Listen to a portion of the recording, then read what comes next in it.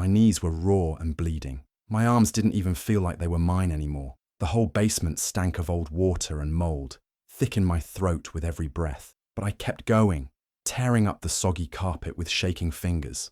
The smell made me gag, but I didn't stop. I couldn't. I had to know what was under here. I had to see if he really did it, if he really hid it here, like I thought.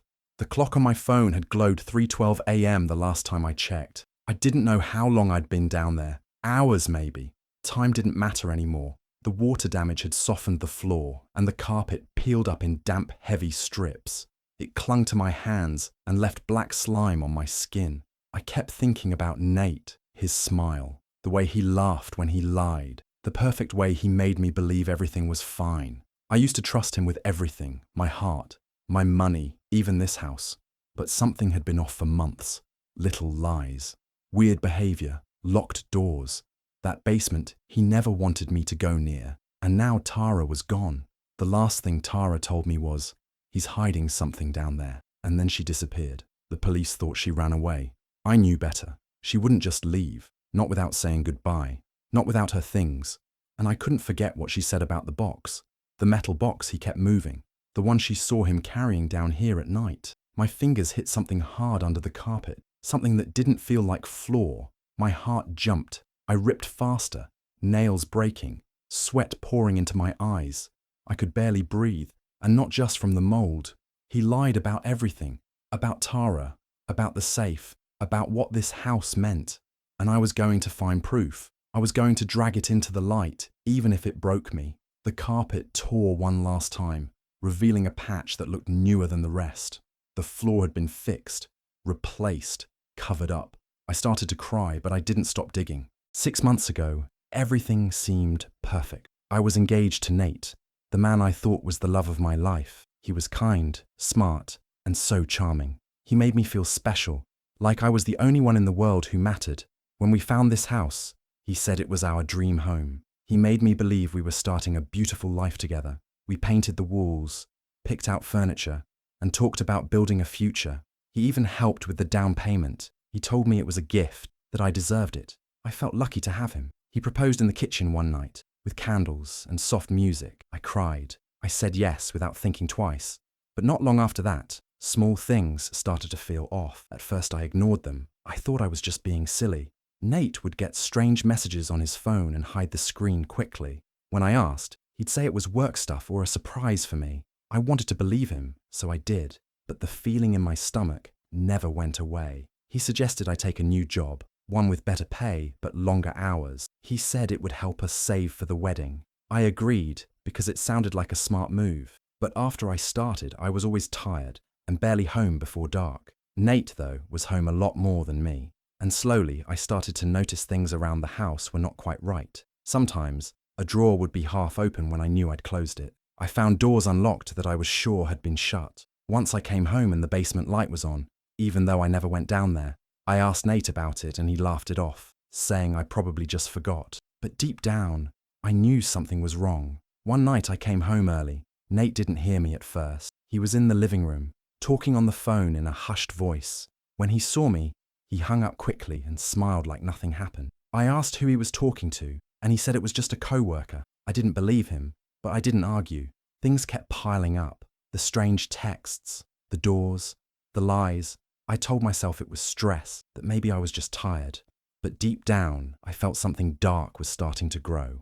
The man who once made me feel safe now made me feel confused. I wanted to trust him. I loved him. But love wasn't enough to silence the questions in my mind. My younger sister Tara started acting strange not long after I got engaged to Nate. She used to be cheerful and talkative, always full of energy, but slowly, she became quiet and distant.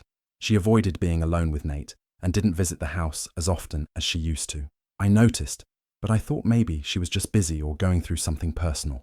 One day I asked her directly if something was wrong. At first, she hesitated.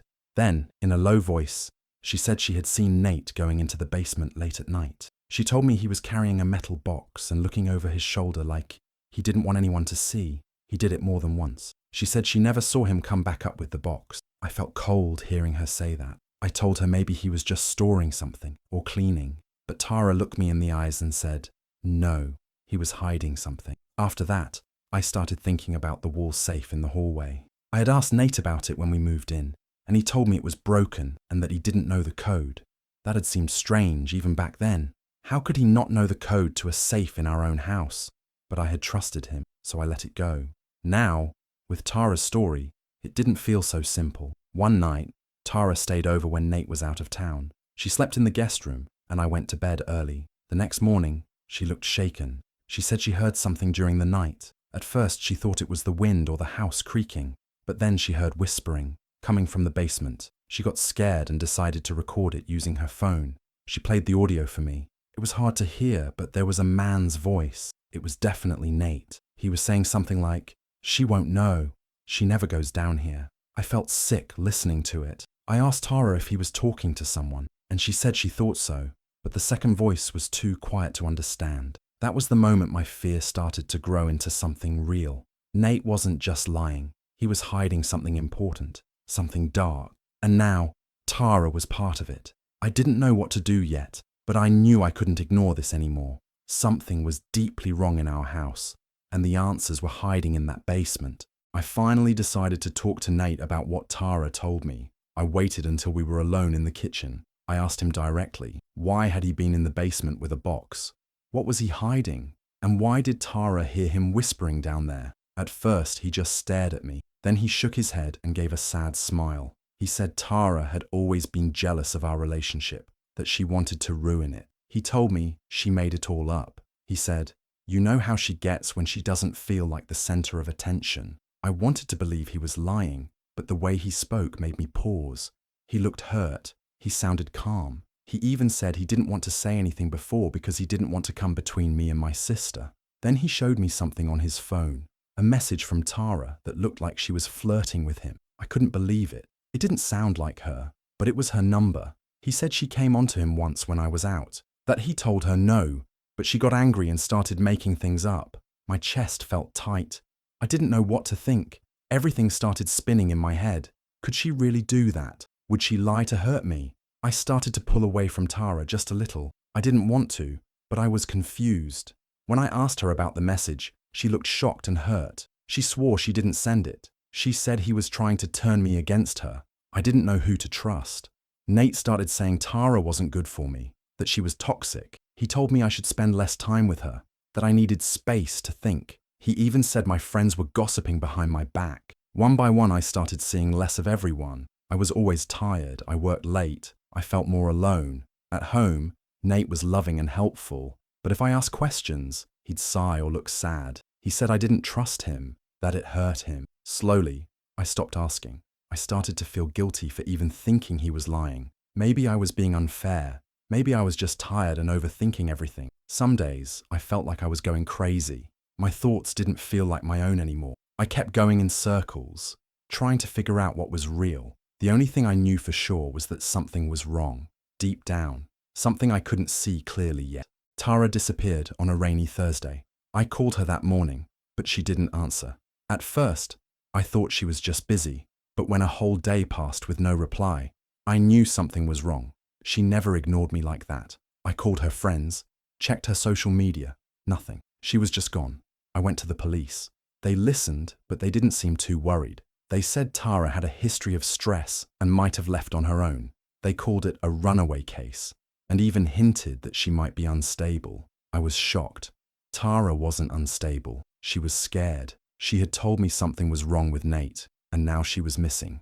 Back at home, I couldn't stop thinking about it. I kept looking for anything out of place. That's when I found it. A dirty rag in the kitchen trash. It had blood on it. Not a little, but enough to make me freeze. I checked myself to see if it could be mine. It wasn't. My heart started racing. I asked Nate about it. He looked at the rag, then shrugged. Probably from some meat, he said. But we hadn't cooked any meat in days.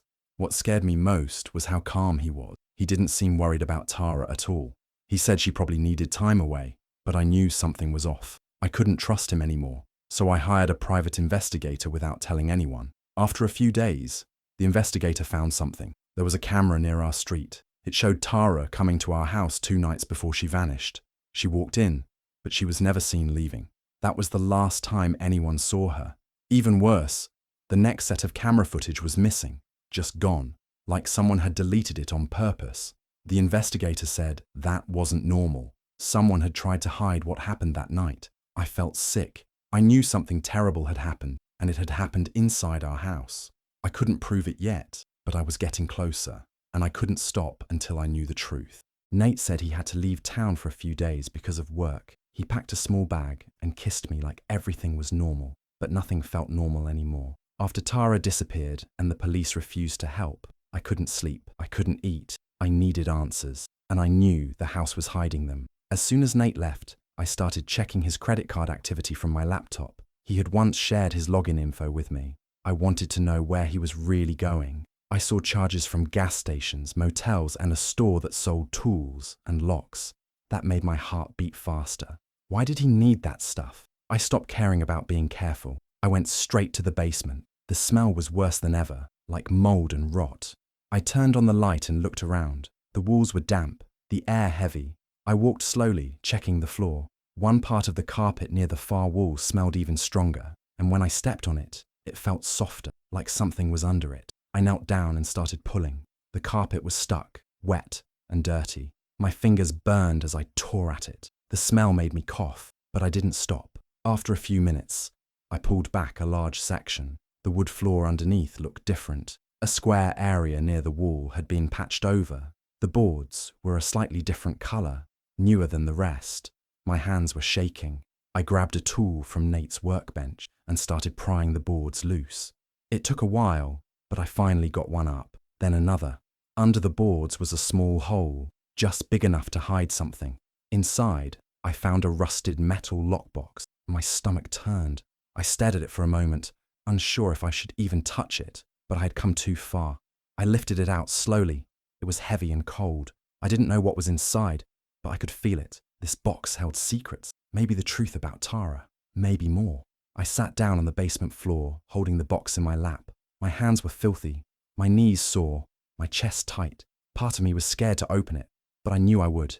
Whatever was in there, it was finally in my hands, and once I opened it, there'd be no turning back. I whispered to myself, I'm going to find out what he did.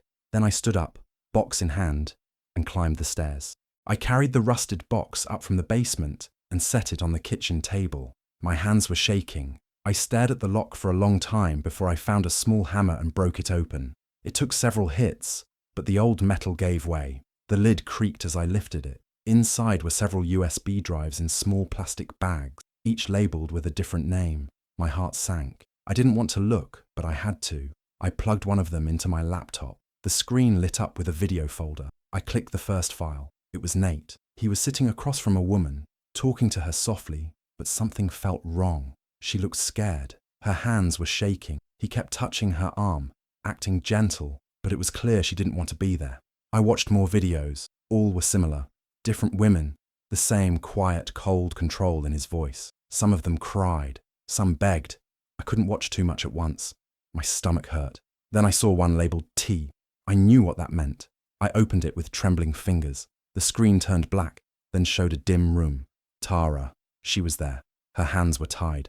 Her face was dirty and tear-streaked. She looked straight at the camera and whispered, "Please, just let me go." Then she looked off to the side and said louder, "She's going to find out anyway." I stopped breathing. I watched Nate walk into the frame. He was calm, cold. He crouched in front of her and said something I couldn't hear clearly. Tara looked so scared. I slammed the laptop shut and ran to the bathroom. I threw up. My body couldn't handle what I'd seen. This wasn't cheating. This wasn't lies. This was evil. Nate had hurt her. He had hurt others. He had done it without a second thought.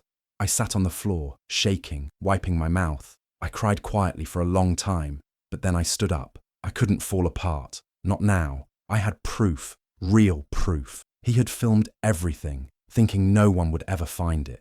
I went back to the laptop and copied all the files onto 2 separate drives. I hid them in different places. I backed them up online. If something happened to me, someone would know. Nate thought he was smarter than everyone. He thought no one would ever uncover what he'd done. He was wrong. Now it was my turn to plan. Nate came back 2 days later. As soon as he walked in, I felt cold inside. He looked at me closely, like he was trying to read my mind. I smiled. and acted like everything was normal. I asked about his trip. He gave short answers. I could tell he was watching me. I had already hidden the hard drive in a place he'd never check. I also started recording everything on my phone, hiding it in my pocket or placing it face down nearby. I didn't trust him, and I needed to keep myself safe. Every word, every movement, none of it felt real. I was pretending, like an actress in a play, but I had to do it until the time was right. Nate kept asking questions. He wanted to know what I did while he was gone. He asked about the basement. I said I didn't go down there. I made up stories about watching movies and ordering food. He nodded, but didn't look convinced. One night, we were having dinner when he said something that made my skin crawl. He laughed and said, "Maybe Tara finally found a man who doesn't treat her like a child." I froze. My fork dropped from my hand and hit the plate. I looked at him, trying to stay calm, but I felt my mask slipping. He raised an eyebrow and asked, "What's wrong? You look pale." I forced a small smile. "Just tired," I said, but inside I was shaking. That was when I knew. He could sense I knew something. I had to be more careful. Later that night, I was checking on the hard drive when I heard him come down the stairs. I didn't have time to hide it properly, so I slid it into my sweater pocket. He stepped into the basement and said, "You've been busy down here." My heart pounded. He looked around, then looked straight at me. "Why don't you tell me what you're looking for?" I said nothing. He walked closer. I backed away. The room felt smaller and darker. Then he reached out suddenly, trying to grab my arm. I pushed past him and ran up the stairs, my hands shaking. I could hear him coming after me. I slammed the door and locked it. I didn't stop to think. I grabbed my keys, my phone, and ran out the front door into the night. I didn't look back. I didn't care where I was going. I just knew I had to get away from him before it was too late. I spent the night in my car, parked far from the house. I didn't sleep. I just sat there holding the hard drive in my lap, shaking. My phone buzzed a few times, but I didn't answer. I knew it was him. I turned the phone off. I needed to think. In the morning, I found a coffee shop with free Wi-Fi. I opened my laptop and plugged in the hard drive. I picked the clearest videos, the ones where his face could be seen, his voice clearly heard. I didn't need to send all of it, just enough to destroy his life. I created new email accounts with fake names. I sent the files to his job, to his family, and to the police. No message, no name, just the truth in video form. It felt terrifying and powerful at the same time. I hit send and closed the laptop. My hands were cold, but my heart was beating fast. By the next day, the news started to spread. Someone at his job leaked the videos. His family stopped answering his calls. His name started showing up on social media, and not in a good way. People were angry, shocked, confused. The police announced they were looking for him, but he had already vanished. Just like that, gone. I watched the world turn against him, but I knew it wasn't over. He was still out there, and I had no idea what he would do next. That's when I had an idea. If he didn't care about anything else, he would care about that basement. That was his hiding place, his secret spot. I created a fake listing online for the house. I used a new name and a fake email. I wrote that it was for sale at a low price. I added photos of every room, especially the basement.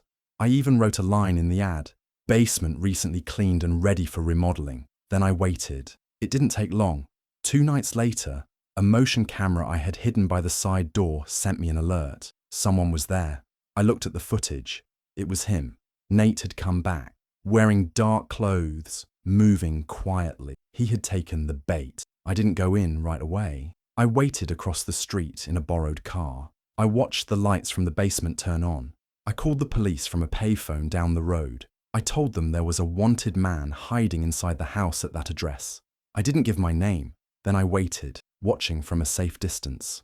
I knew this would be the end. He had no idea what was coming. It was dark and cold when I saw him enter the house again. The clock on the dashboard said 3:12 a.m. That time would stay in my mind forever. I waited a few minutes, then followed him inside through the back door I'd left unlocked on purpose. I was quiet, careful. I held my phone tightly, already recording everything. I crept down the basement stairs and saw him on his knees. He was digging into the floor, but in the wrong spot. He had no idea I had already found the box. He looked desperate, like he had nothing left. His hands were dirty, and he was breathing hard. I stepped into the light and said, "Looking for something?" He froze. Then he slowly turned to face me. His eyes were wide. For the first time, I saw fear in them. "What are you doing here?" he asked, trying to act calm. I didn't answer. I just held up the phone, showing him it was recording. "Talk," I said. "Tell the truth. All of it." He stood up and took a step toward me. "You don't know what you're doing." "I know everything," I said. "Tara, the videos, the lies, the safe, the carpet." He tried to lie again, but his voice shook. I kept the camera pointed at him. I didn't shout. I didn't cry. I just stood still, waiting. Slowly, his face changed. He looked tired, broken. He sat down on the floor. "It got out of hand," he said quietly. "I didn't mean for it to go that far." "Say her name," I said. "Tara," he whispered. "It was a mistake. She found out too much." I kept filming. He went on, confessing in bits and pieces. Every word was another piece of truth. He didn't cry, but he looked hollow, like someone with nothing left to lose. When I had enough, I ended the recording and hit send. The file went to the police, to the press, to everyone. Then I stood over him and said, "It's over." I went back upstairs. The carpet still smelled awful. I grabbed the gas can I had hidden days ago. I poured it across the basement floor and up the stairs. I struck a match and dropped it. The fire caught quickly. The old carpet went up in seconds. As I walked outside, I heard sirens in the distance. Red and blue lights were coming fast. I didn't wait for them. I got in the car and drove off without looking back. I was done with that house, done with Nate, done with the lies. And at 3:12 a.m., the basement finally burned. Do you think she did the right thing by making him confess before calling the police? Or should she have just run and let the law handle it? Let me know what you think in the comments. I'm really curious to hear your thoughts. And if you want more dark, twisty stories like this one, don't forget to subscribe and hit the notification bell so you never miss a new post.